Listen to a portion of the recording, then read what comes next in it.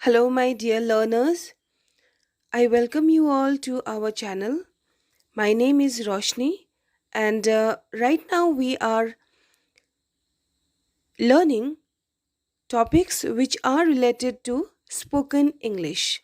So, आज हम लोग बात करने वाले हैं 20 idioms and phrases जो कि हम लोगों के डे टू डे लाइफ में यूज़ होता है या फिर हम लोगों को यूज़ करना स्टार्ट कर देना चाहिए क्योंकि इन्हीं idioms एंड phrases की वजह से हम लोगों का इंग्लिश रिफाइन हो जाता है और एक स्टैंडर्ड इंग्लिश बोलने में यही phrases और idioms मदद करता है। ठीक है, तो आज मैं आपको बताऊंगी 20 ऐसे idioms उनके ओरिजिन के साथ, उसके साथ मैं डिस्कस करूंगी ऑफ कोर्स उनका मीनिंग और कैसे यूज़ करना है उसको सेंटेंस में, ये भी हम लोग जानेंगे। ठीक है, today we are going to learn 20 such idioms and phrases which are extremely useful for our day to day conversation. If we start using these idioms and phrases in our sentences, then certainly we are going to have excellent conversational skills in near future. तो चलिए मैं start करती हूँ first idioms. First idiom which I have chosen for my class is wet behind the ears. Wet behind the ears. ठीक है, इसका मतलब है to be young and without experience. इस इडियम का मतलब है बहुत ही यंग होना, नौजवान होना और बिना एक्सपीरियंस के। एक नौजवान जिसको किसी भी चीज़ के बारे में कोई एक्सपीरियंस नहीं है उसको बोलते हैं वेट बिहाइंड द ईयर्स। चलिए इसको कैसे यूज़ करेंगे सेंटेंस में देखते हैं। एग्जाम्पल जो मैंने चूज़ किया है वो है ये। The new salesman's amateur techniques proved to everybody at the meeting that he was wet behind the ears. अब इसका माने क्या है मैं बता रही हूँ। एक नया सेल्समैन है जो कि नौसिखिया है। amateur मतलब नौसिखिया, जिसने अभी अभी वो काम करना शुरू किया है। ठीक है, तो the new salesman's amateur techniques मतलब जो आइडियाज़ एंड टेक्निक्स उसने बताया मीटिंग में बोर्ड मेंबर्स को, ठीक है, उससे ये प्रूव होता है कि वो नौसिखिया है, उसको कोई एक्सपीरियंस नहीं है। ठीक है, उस काम के बारे में उसको कोई एक्सपीरियंस नहीं है ना। अब इसको कहाँ से शुरुआत हुआ ये भी जानना ज़रूरी है। ठीक है, क्योंकि इडियम्स एंड फ्रेजेस जब तक उसका स्टोरी पता ना हो तब तक अधूरा सा लगता है। ठीक है, तो ये कहाँ से स्टार्ट हुआ मैं बताती हूँ आपको। ये जो पर्टिकुलर इडियम है वो है रिलेटेड एनिमल से। ठीक है, स्पेशली काल्फ जो कि बछड़ा बोलते हैं हिंदी में। ठीक है, तो वो बछड़ा जब जन्म लेता है तब उसका पूरा शरीर गीला होता है। राइट, पूरा ब्लड कवर्ड होता है। ठीक है, और जैसे जैसे वो बड़ा होता जाता है as he grows old, okay, entire body gets dried. ठीक है, जो भी वो ब्लड था वो सूख जाता है धीरे धीरे। राइट, लेकिन बड़ा होने के बाद भी एक जगह का ब्लड नहीं सूखता, वो है कान के पीछे का। ठीक है, तो वहाँ से कहावत शुरू हुआ है वेट बिहाइंड द ईयर्स। इसका मतलब है कि अभी तक तुम्हारे कान का पीछे का पानी नहीं सूखा और हम लोगों को सिखाने चले हो। ओके, इसको ऐसे भी यूज़ कर सकते हैं। Alright, somebody is very young to say something or get involved in something. So I hope first idiom आप लोगों को क्लियर हो गया। Let's move to another idiom now. Next idiom is bite the bullet. Bite the bullet. Okay, bite मतलब काटना, ठीक है, और बुलेट मतलब जो बंदूक से निकलता है बुलेट, वो। राइट, ना बुलेट कौन खाता है? बुलेट तो कोई नहीं खाता, nobody eats bullet. Right, so इसका मेटाफोरिकल मीनिंग ये है to force yourself to do something unpleasant और डिफ़िकल्ट और to be brave in a difficult situation. तो इसका मतलब है कोई भी अनप्लीजेंट या डिफ़िकल्ट टास्क को कंपल्सन में करना, जो काम करना ही है, अच्छा नहीं है लेकिन करना ही है, उस वक्त हम लोग बोलेंगे बाइट द बुलेट। ठीक है, और इसको ब्रेवरी के साथ भी रिलेट कर सकते हैं। Alright, brave in a difficult situation, brave होना, साहसी होना, डिफ़िकल्ट सिचुएशन में साहसी होना, तो इसको ऐसे भी ले सकते हैं। ऑलराइट, अब इसको सेंटेंस में यूज़ करेंगे ऐसे, I hate going to the dentist but I will just have to bite the bullet. मुझे डॉक्टर के पास, स्पेशली डेंटिस्ट के पास जाना अच्छा नहीं लगता, लेकिन मुझे जाना ही पड़ेगा। I have to bite the bullet, मुझे ये सिचुएशन को फेस करना ही पड़ेगा। ओके, तो यहाँ पिक्चर में दिखाया है कि एक डेंटिस्ट है, ओल्ड टाइम का डेंटिस्ट है, जिसको ट्रीट करना है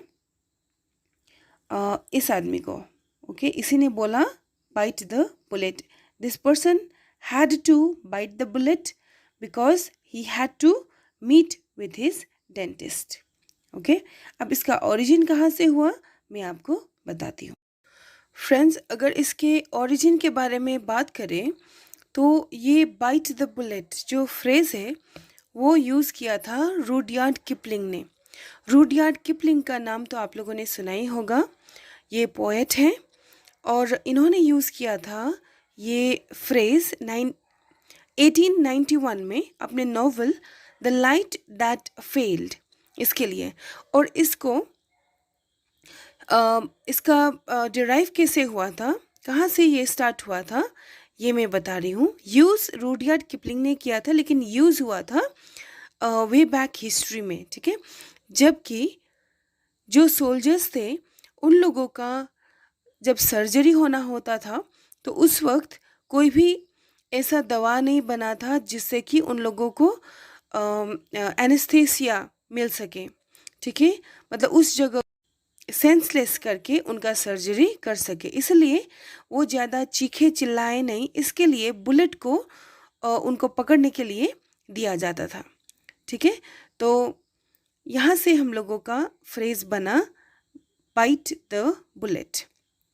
ठीक है, इसलिए हम लोग किसी भी अनप्लीजेंट सिचुएशन को जब बताना हो कि फेस करना ही है तो हम लोग बोलेंगे bite the bullet. Okay, I hope it's clear to everyone. If you have any confusion, you can always drop a message in our video. Let's move to the third one. Mare's nest. Mare's nest. Mare मतलब घोड़ा। ठीक है, उसका nest, mayor का कभी nest नहीं होता, isn't it? Bird का नेस्ट होता है, बर्ड चिड़िया का नेस्ट होता है, बट मेयर का नेस्ट नहीं होता, बड़े एनिमल्स के नेस्ट नहीं होते। इसका मतलब ये much wanted discovery which later turns out to be worthless. एक ऐसा डिस्कवरी जो कि मैमथ है। अब मेयर के लिए नेस्ट बनाने के लिए क्या करना होगा, इसमें जो भी तिनका वगैरह लगेगा वो बहुत ज़्यादा लगेगा, टाइम भी ज़्यादा लगेगा, है कि नहीं? तो इसमें आदमी कंफ्यूज हो जाता है। फर्स्ट ऑफ ऑल, ये जो आइडिया है नेस्ट का ये इमेजिनरी है। ठीक है, ये जो इडियम है वो इमेजिनरी है और इसको इस तरीके से इमेजिन करके बनाया गया है कि आदमी को दिखा सके कंफ्यूज्ड और कॉम्प्लिकेटेड सिचुएशन। जब हम लोग बर्ड के लिए नेस्ट बनाते हैं तो छोटा सा नेस्ट बनेगा, क्यूट सा, जो कि जल्दी ही कंप्लीट हो जाएगा। या फिर चिड़िया भी बनाती है अपना घोंसला तो उसको जल्दी से जल्दी कंप्लीट कर लेती है, लेकिन यहाँ पे ये जो घोड़ा है उसको न ही ये घोंसला बनाने का कोई स्किल है, ओके, और न उसको बनाना है। ठीक है, बनने के बाद भी वो इस घोंसले में तो बैठने वाला नहीं है। तो ये ऐसा डिस्कवरी जो कि बाद में जाके वर्थलेस हो, कोई किसी काम का भी ना हो, उस सिचुएशन को बोलते हैं mare's nest.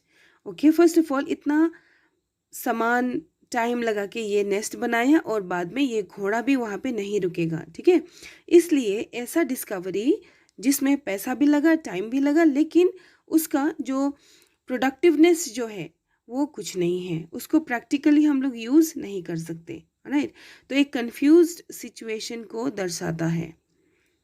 Right, I hope it's clear to you all. अब हम लोग इसको सेंटेंस में कैसे यूज़ करेंगे देखते हैं. Stock market is a mare's nest that scarcely anyone can comprehend.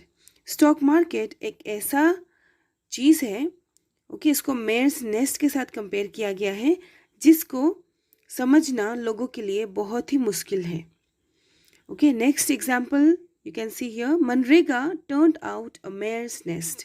MNREGA जो गवर्नमेंट का स्कीम है, ठीक है, गवर्नमेंट का स्कीम जो है ये सोचा गया था कि प्रोडक्टिव होगा, लेकिन ये मेयर्स नेस्ट हो गया. ये कंफ्यूज्ड सिचुएशन हो गया. यहाँ पे कौन कंप्लीट करेगा, कब कंप्लीट होगा, कितने लोग जाएंगे वहाँ पे काम करने के लिए, काम कंप्लीट हुआ या नहीं हुआ उसका कोई लेखा जोखा कुछ नहीं है, और कब कंप्लीट होगा इसका तो और भी श्योरिटी नहीं है. ठीक है, तो जो काम स्टार्ट हुआ था पैसा और समय देने के बाद वो प्रोडक्टिव नहीं है आज के डेट में, उस सिचुएशन को बोलते हैं mare's nest. Okay, next idiom is good Samaritan. Good Samaritan, it means someone who helps another in need for compassionate motives and with no thought of reward. Good Samaritan का मतलब यही है कि जो दूसरों की खुले दिल से मदद करता है बिना अपने बारे में सोचे. ओके, बिना ये सोचे कि ये काम करने के बाद मुझे पैसा मिलेगा, नाम मिलेगा और शोहरत मिलेगा. ठीक है, जो कि सेल्फलेस भाव से काम करते हैं लोगों के लिए, समाज के लिए, उसको बोलते हैं गुड सैमरिटन. ओके, अब इसको कैसे यूज़ करेंगे देखते हैं. The beggar was lying shivering on the road when a good Samaritan came along and gave him a blanket and some warm clothes. तो यहाँ पे हम लोग देखेंगे कि जो अच्छा काम करता है उसी को यहाँ पे लेके यूज़ हुआ है सेंटेंस में.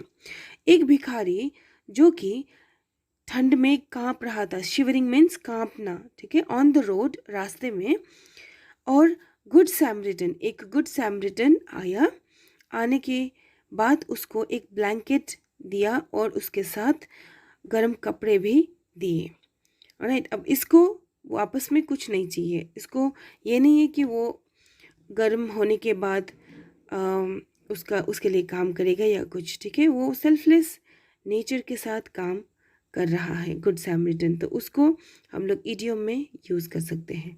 अब इसका ओरिजिन कहाँ से हुआ ये मैं बताती हूँ. आप इसका ओरिजिन के लिए हमको जाना पड़ेगा बाइबल के स्टोरीज़ में. बाइबल में क्या है कि स्टोरीज़ बताया गया है जिसमें कि एक मोरल लेसन होता है ना. तो उसी स्टोरी के एक स्टोरी में एक गुड सैमरिटन का जिक्र हुआ है. Okay, there is a Samaritan in the Bible, and in that story there was a person who was beaten and robbed by robbers, and he was lying on the road. Okay, he was crying for help, but nobody stopped to help him. And there was a person who came and who helped him.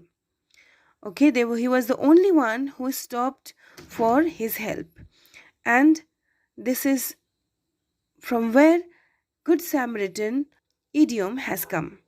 ये Good Samaritan Bible से लिया गया है, जहाँ पे कि एक story में बताया गया है कि एक आदमी होता है जिसके पास कुछ सामान होता है जिसको चोर वगैरह, चोर और डाकू लूट के ले जाते हैं और उसको मार पीट के अधमरा करके रास्ते में छोड़ देते हैं.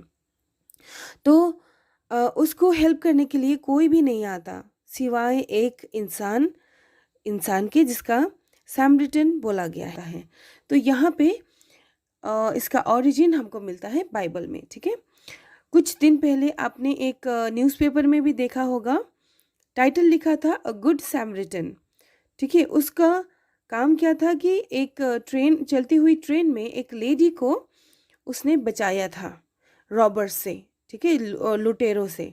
तो उसको न्यूज़पेपर में हेडिंग के साथ न्यूज़ दिया गया था अ गुड सैमरिटन. ठीक है, तो यहाँ पे जो क्वालिटी है वो कंपेयर किया गया है. ऑलराइट, अभी मुझे लगता है आप लोगों को नंबर 4 वाला क्लियर हो गया idiom. Let's move to the fifth one. Halcyon days. Pronunciation will be halcyon days. Okay.